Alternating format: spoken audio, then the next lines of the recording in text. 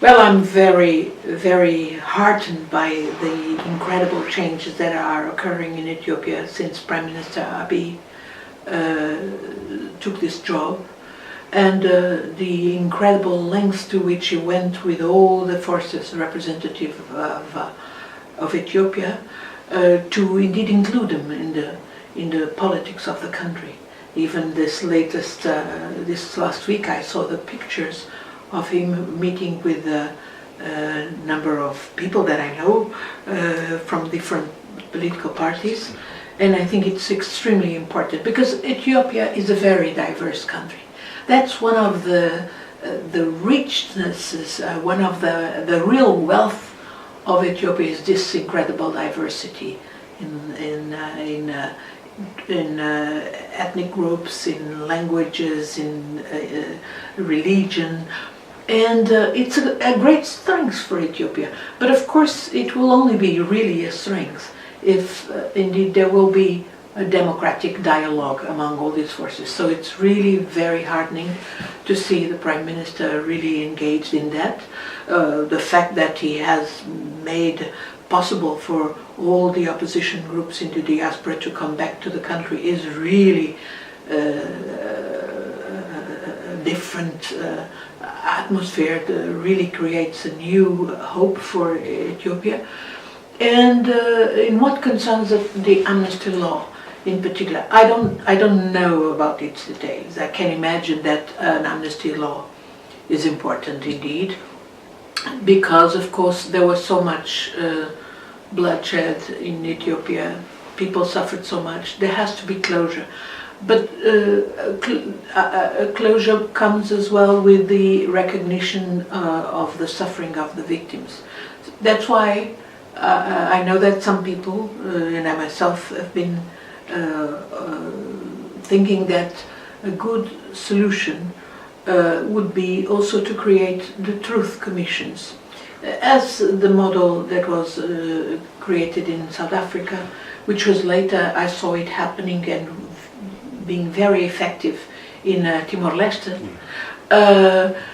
Because for many communities it will be a way to indeed help their healing process of what the individuals and their families have endured, the recognition of the crimes they have suffered, at the same time not really expecting retribution towards those who are responsible, except of course for the worst crimes, which in any case should go to the due process of law in courts.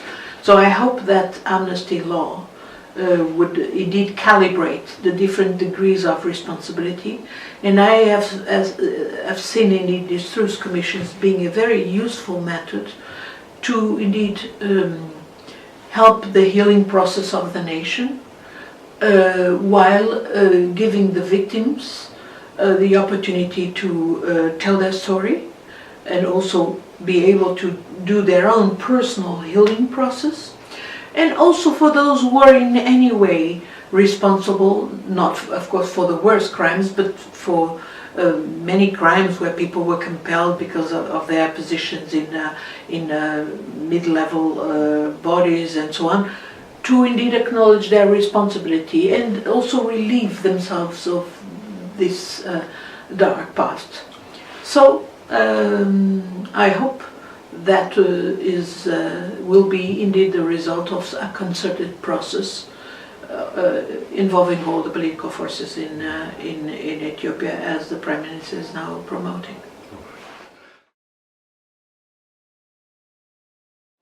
Well, when I was last in Ethiopia in 2013, when there was this ACP Joint Parliamentary Assembly which allowed me to go back into the country, I was stunned, and I remember that many of my colleagues, namely from African countries, were stunned to see the kind of things that the government then was showing us as the ultimate cry, so to say, of industrial development in Ethiopia, which seems so rudimentary, so basic, so and it really I got back with a sense that indeed things had progressed in the economic field since 2005, when I had the comparison, in a very nasty way, so to say, enriching those already rich, creating more inequality, and not necessarily redistributing wealth, and in particular creating a lot of unemployment for the whole people and for the youth in particular. And of course that was, I can imagine, very essential as well in the role played by the youth in Ethiopia in demanding change, because even the more people, young people were educated, the more of course they had expectations of a reasonable, dignified job and a dignified life. So I think that indeed the economic challenge is a crucial challenge for any democratic society. So as important as the political opening that the Prime Minister is steering is also indeed economic delivery. And there I think indeed, again, this must be the result of a concerted process with all the political forces in Ethiopia. It has to be perceived as indeed giving tangible benefits to everybody, non-discriminatory, especially not privileging one ethnic group against the other. There was this perception, right or wrong, in Ethiopia that the Tigrayans were too much benefited from the former government. I think everybody, whatever the ethnic background, whatever the region, should feel indeed the dividends of the democratic process. And of course this will entail a lot of very significant decisions on the current government, which have to be concerted in a democratic way with all the political forces, namely on the questions of privatization. I hope, I'm not an expert in these matters. I hope some of the worst mistakes that were done in many of our own countries here in Europe with these neoliberal programs of privatizing services that ought to be under public control, so that indeed they will deliver to all the people, such as basic services like water, sewage, basic staples, infrastructure. You don't make the mistake that some of our countries, including my own, has made in the last years of neoliberal domination. There will be sectors that definitely have to be open to the private sector, and the competition will benefit all. But there will be sectors that need to be under public control and ensure indeed national benefits throughout the country, and benefiting all, because they are services of national public interest. And I believe, and ensuring that they will be run with integrity, with accountability, it's going to be very important. And for that you need democratic governance. You need democratic dialogue, you need democratic governance. I can imagine that at some point Prime Minister will have to discuss an electoral process with the opposition parties. I think ensuring that democratic process will be competitive, open, free is very important for the democratic solution that will come out of that, which will probably be the moment to take very decisive decisions, very important decisions regarding which sectors to privatize, which sectors to keep for public administration. I know that the major contentions issue in Ethiopia is of course the privatization of land. And I must say, I know it's a very contentious question, but I believe these days that probably the situation should be half-half, not all privatized, not all in the public domain, because then the farmers don't have a real incentive to produce, and we can actually see the very nasty developments where the fertilizer industry is keeping people indebted, where the farmers are selling the land for very cheap money. Having a mixed system with private ownership of the land, but at the same time other areas that need also public ownership and that can be exploited in a more intensive manner by companies and not necessarily by small farmers.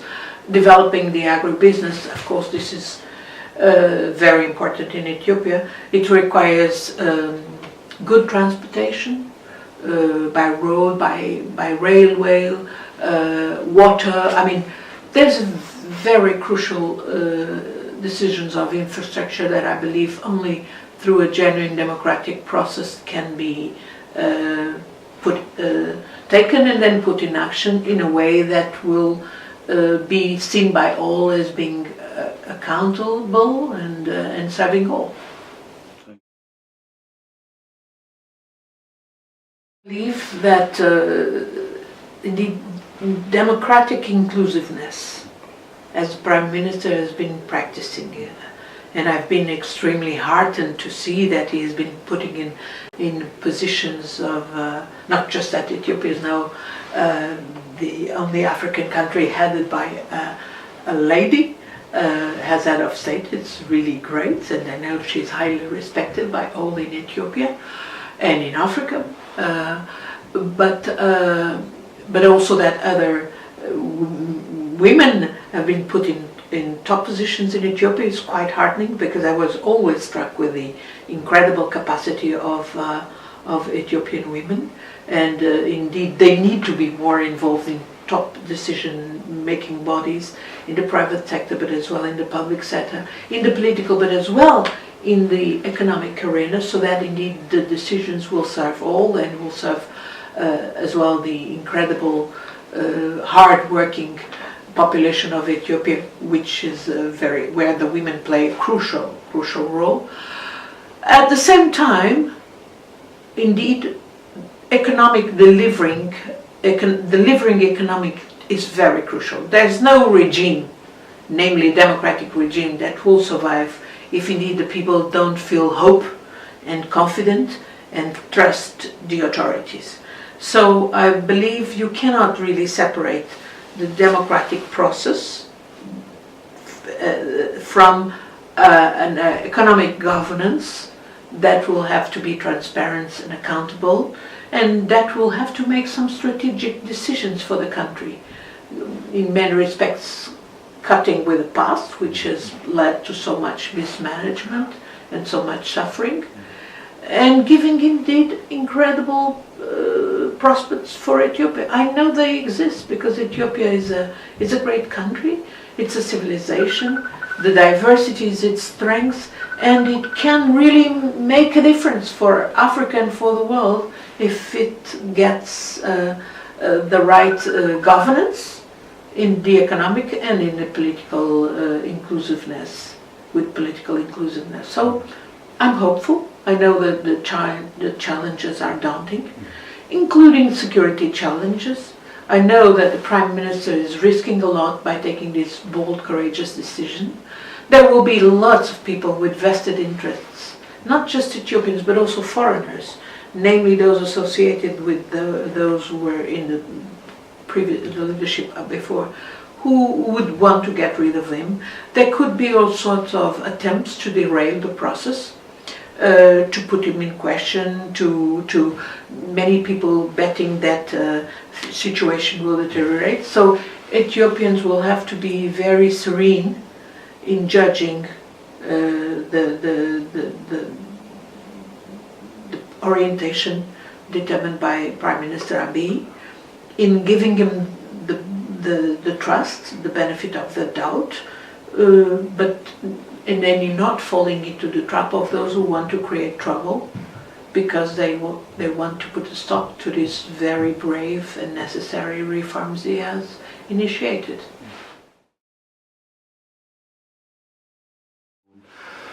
I always thought that the European Parliament was very passive in what concerns the scrutiny of our development assistance, namely towards Ethiopia. Because what I found out in 2005 was that there was a real industry, and I say it in the bad sense of development, which was totally submitting development to the political strategy of a few governments who would cover up for the Meles government whatever it would do. I think this was very negative, and not just towards the Ethiopian people, but towards the European people, the taxpayers of Europe. And I think that the European Parliament was always very passive on that. I tried to call the attention, and sometimes I was able to do that, but it's a fact that Ethiopia, despite its importance for Africa, namely as headquarters of the African Union, and for its importance in itself, had very little visibility here. And it's true as well that often the diplomatic service of Ethiopia would work to cover up for these interests, and not necessarily to indeed put forward the interest of Ethiopia, because many things had to be hidden. It was not a diplomacy that would indeed put Ethiopia at the center of the visibility here in the European Parliament. I believe now, with the incredible prospects opened by the new leadership of Prime Minister Abiy, new possibilities are there. Recently, High Representative Mogherini spoke to us. She came to the Parliament and came to my group in particular, and she spoke with tremendous hope and willingness to indeed engage with Ethiopia to support Prime Minister Abiy. I hope we will do that, and I hope the first thing would be to have a mission as soon as possible of the European Parliament to Ethiopia to speak with the stakeholders, the Prime Minister, the government, the opposition parties. There is a new atmosphere with freedom now in Ethiopia, to understand what are their wishes, what are their... Because of course this has to be a process driven by Ethiopians.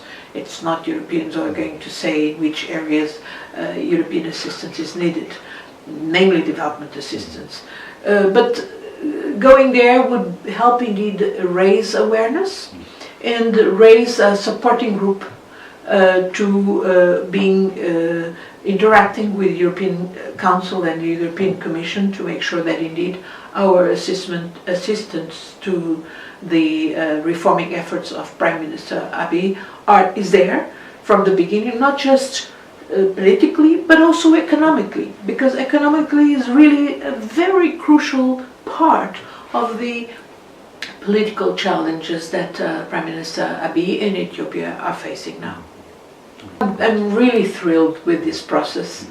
I know there are still many people with complaints, but it's a time for Ethiopians to see what is essential and to give priority to indeed these extraordinary reforms that Prime Minister Abiy, in a peaceful manner and with dialogue in an inclusive manner, is pushing forward. He deserves credit. It's tremendously brave of him to push in that direction. It's not without risks. That's why all Ethiopians need to be more judicious than ever in their positions, not fall into the usual trap of the past, which was divide to rule, and which was to put the ethnic identity before the national, in the interests of the nation as a whole. As I say, I think Ethiopians should be proud of their differences, of their diversity, but that should be a strength, putting them together instead of making them fight and indeed weaken the nation and the country. So this is a time to be extremely judicious, extremely serene in the expectations. We know that things are not changed overnight. It will take a lot of time. It will take a real effort of changing of mentalities. It's natural that people have high expectations. It's also natural that they be serene and don't think that they're going to happen overnight. But everyone should be part of that changing process. And what can I tell you? I'm following with a great thrill these developments. Recently, I was so pleased to see my dear friend Birtukan Medeksa, whom I worked hard to get out of jail for the second time after she came to the European Parliament in 2009 to plead with us that we would go and watch the elections in 2010. Now she is the president of the National Election Commission. It's really fantastic. I'm very optimistic, and I wish that soon I'll be able to go back to Ethiopia and engage with my friends and many other actors, new actors that I don't even know personally, that have played such an important role in making Prime Minister Abiy get this courage to move through these incredible democratic changes he's pushing for.